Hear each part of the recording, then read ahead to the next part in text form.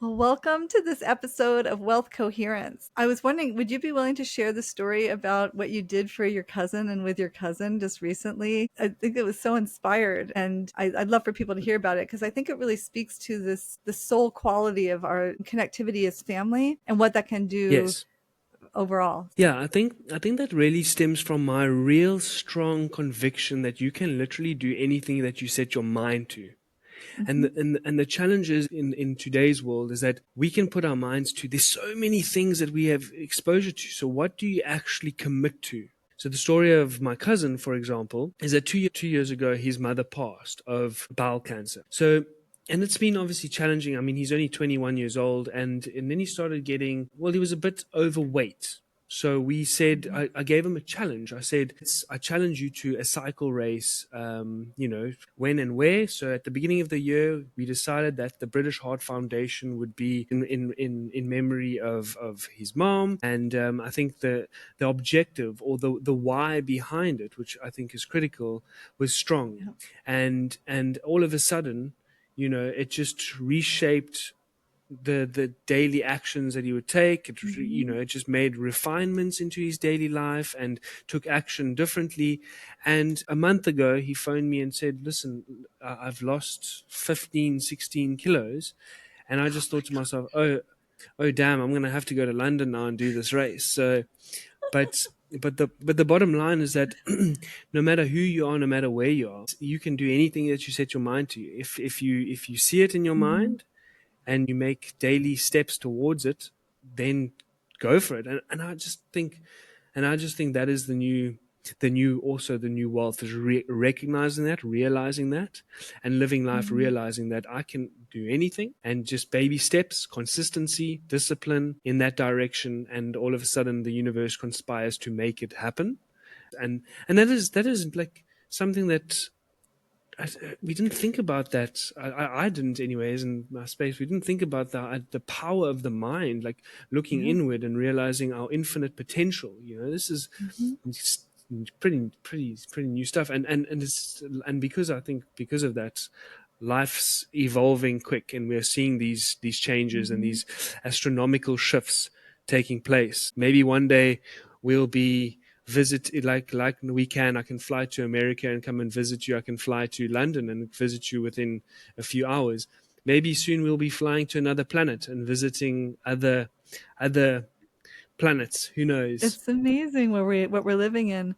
And I think one of the reasons I wanted to ask you about your cousin was because there was a beautiful aspect to the story that I don't want to miss, which is the tying in of his mother's legacy, and then also his inner coherence, like his well-being. How was he being well inside, right? Like his emotional state, he lost his mother.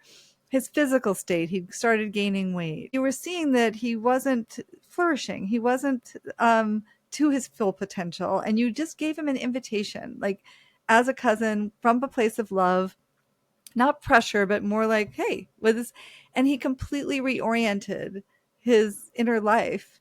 And then he was able to achieve something. You guys did the race, right? And you crossed the finish line. I saw the picture of you guys, Yeah, like, yeah, yeah, absolutely. so he's never going to be the same after that, right? Like he now knows he's in charge Well, of his we life.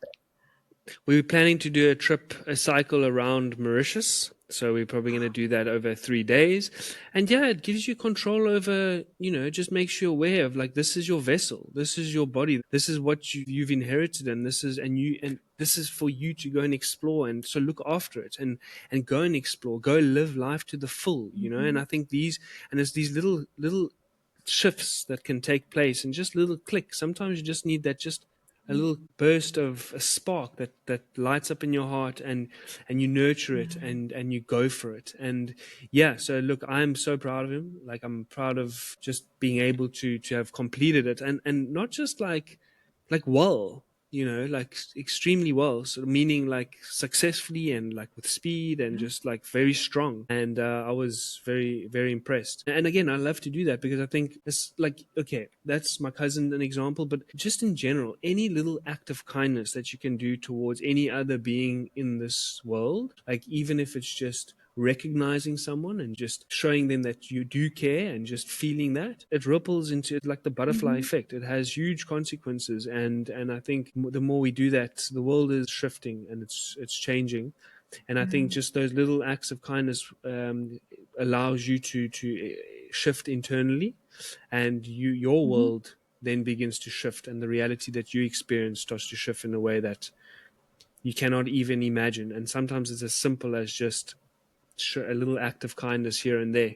So if Yeah. anyone who listens to this can take anything away from this, is just every now and then I challenge you to do some acts of kindness sporadically, and watch how beautiful reality starts to shift in your favor. I love that. And there's the Greater Good Science Center in Berkeley here in California has done a lot of research on the impact on our own internal well-being when we are kind, when we're altruistic, when we're giving. And it's this funny thing. It's like all this thing about, oh no, it's wholly selfless giving. It's like you can't really have that because you're going to benefit so much. It's like selfish giving almost, but it's just recognizing that there's a wonderful exchange that happens as a person when there's this ability to be kind and to give. And I'm curious because like you have a little one that you're raising, or is that is that right? Like you No, or no? no. I don't have a little one of Oh. my own, but I do have a little sister who's I would say Oh, your little she's sister, she that's who it is. So does she yeah. get these values from you? Like does she see you doing these things? Like has she shown you, like, because she's been watching you, what she's starting to do? Or because I like looking at how who we are in the world has an impact on those around us. I trust that I inspire her in some way, shape, or form. But Mhm. at the same time, I certainly learn a lot from her. I think I take a lot of my lessons from the way in which she lives in her life. And if I can guide her based on little nuggets of wisdom here and there, just to small little things like go and play tennis, and you can do anything you set your mind to, showing her Mhm. Serena versus Anna Kournikova back in the day and say, look, this can happen for you if you want that. It's up to you. It's her life. And I do try and be the best example of myself or to her, Mhm. but I don't necessarily try to do that. I more just kind of live my life and to the max, to the full, Yeah. and embody the truths that I've learned along the way, through traveling and then going through very challenging times, but then having to Mhm. build myself back up again, and just realizing that I can do anything I set my mind to. So if I say it, then I do it. I go, and if I say I'm going to do an Ironman, I do the Ironman. If I say I'm going to go and all of this just requires small baby steps, Mhm. not having to look too far and saying, oh, I want to get to the top of the staircase, but oh wow, what am I going to do at step number 6? What if I slip on step number 7? And then I realize 4 hours later I'm still not even on step number 1. So I think I just try and say, like, action is key.